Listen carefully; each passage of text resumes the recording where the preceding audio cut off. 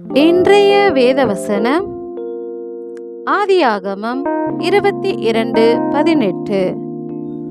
நீ என் சொல்லுக்கு கீழ்ப்படிந்தபடியினால் உன் சந்ததிக்குள் பூமியில் உள்ள சகல ஜாதிகளும் ஆசீர்வதிக்கப்படும். ஆமேன்.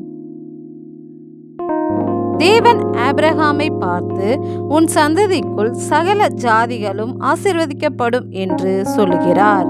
ஏனெனில் அவன் தேவனின் சொல்லின்படி அவன் தன் முதிர் வயதில் பெற்றெடுத்த தன் ஒரே குமாரனை பலியிடும்படி ஆயத்தமானான். ஏனெனில் தேவன் அவனுக்கு எந்த ஒரு தீங்கும் செய்ய மாட்டார் என்று அவன் விசுவாசித்தான்.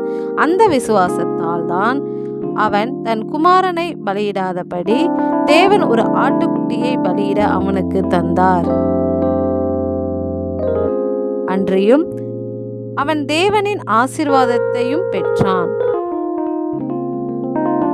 நாமும் நம் வாழ்வில் தேவன் எதை சொன்னாலும் நன்மைக்காக தான் இருக்கும் என்று விசுவாசித்து அதன்படி நடப்போமானால் நாமும் ஆசீர்வதிக்கப்பட்டவர்களாய் இருப்போம்.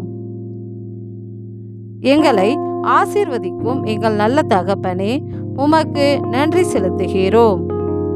நன்றி.